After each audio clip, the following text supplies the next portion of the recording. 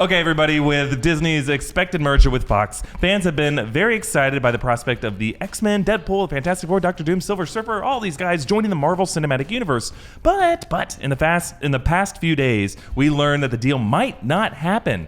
So Disney owns Marvel, of course, and it has offered to buy out Fox's film and TV properties for $52.4 billion.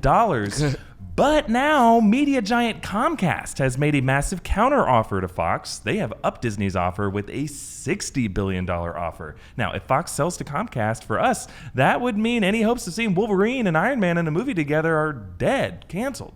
Now, look, there's a lot of inside baseball, business, politics involved with this, but it affects the characters and stories we love. So I thought it'd be really useful to quickly break down how all of this works and what that means. Cool? Does that work for everybody? Cool. Basically, there are 6 major media companies that own most of the TV and movies that you watch.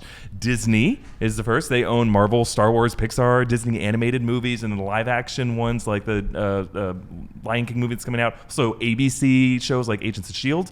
Fox owns the X-Men and Deadpool franchises, Fantastic Four, also Alien and Avatar, and all the Fox and FX shows like The Simpsons and Legion. Then there's Comcast.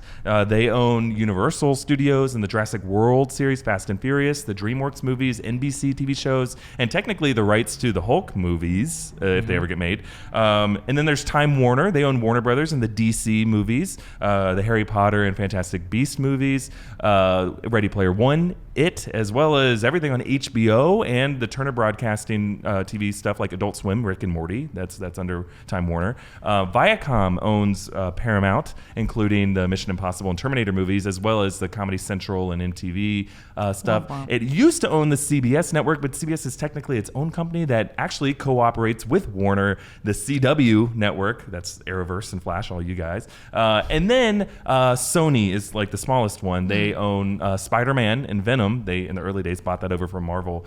They also own Jumanji and the James Bond movies. Now, streaming services like Netflix are shaking up this system. Netflix has permission from Marvel Comics, of course, to produce TV series like The Defenders Universe, Daredevil, Jessica Jones, Punisher. Netflix also produces Stranger Things, of course, which is a really big deal. But basically, we're looking at X-Men and Deadpool either joining Team Marvel, Star Wars, Pixar, or Team Jurassic World, Fantastic Furious, Hulk. Fast and Furious, not Fantastic Furious. Though, for any Wolverine plus Hulk movie to get made, Universal would have to get like special permission from Marvel to do that, and I doubt Marvel would ever allow that because they have their own very popular Hulk in their cinematic universe who can't just star in his own movie because of this weird deal. Now, Marvel has agreed to a special deal with Sony to co-produce the Spider-Man Homecoming series, but that deal more so benefited Disney Marvel because, of course, they could feature Spidey in Civil War and Infinity War, which is huge for them.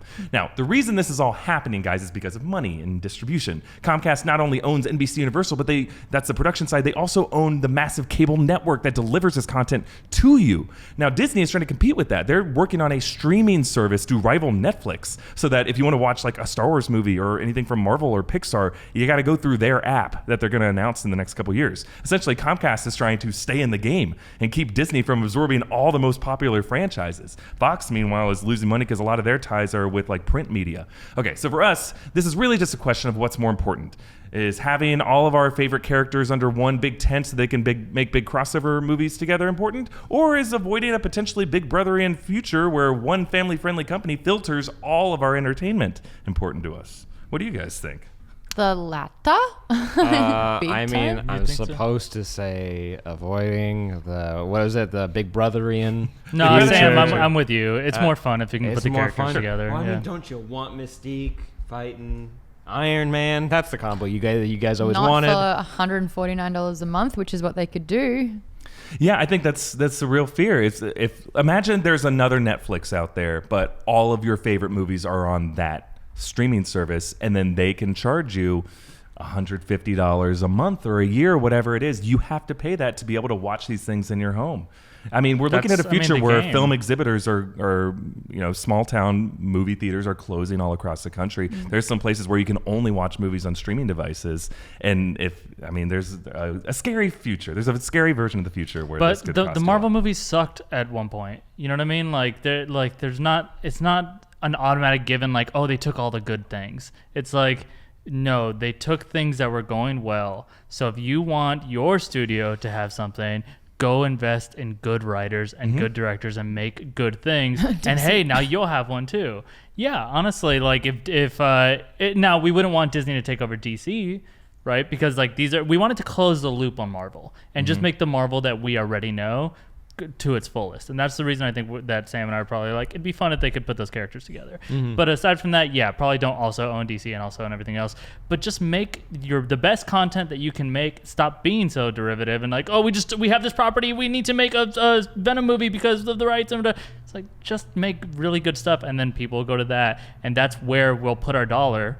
So yeah, I don't mind I'm not loyal to the broadcasters or whatever. I'm not loyal to Netflix even. I'm loyal to good content. I think the other concern might be the fact that right now Fox has done some really cool things allowing some of these movies to be R-rated. So you've had some Deadpool, and Logan was great arguably because it was R-rated and they were allowed to explore some more adult themes that you would never see in an MCU movie. Kevin Feige would never make an R-rated. No, I don't know if I agree with that. I've heard that. I mean, there have been talks at least where like there's room for R-rated content. There is. They just haven't done it yet. I mean, I think the Netflix stuff is a good example of them at least dipping their toe into it. It is like, you don't need to get into the difference between like TV and the movie side of Marvel, but that is the MCU, and they are trying a little bit, so it's not impossible they would happen in the future. Also, it's under the Marvel banner, so that doesn't mean like it's under the Disney banner. The Disney logo doesn't come up first, the Marvel one does, even though we know what that actually comes from. They have more freedom. They're able to say curse words below the F word in their movies. They can say them a couple times at least. Oh, dang it.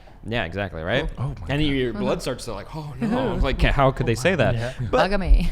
overall, no, this is like, either way, it's not really great. I know we can just say like Disney shouldn't own everything, but both scenarios aren't the best. Comcast Universal shouldn't own everything either. I mean, they're one of the biggest things. I mean, if Fox is going to go somewhere, I'd of course rather it go back with the rest of its family rather than like weird rights to a Hulk movie that will never get made at Universal, right?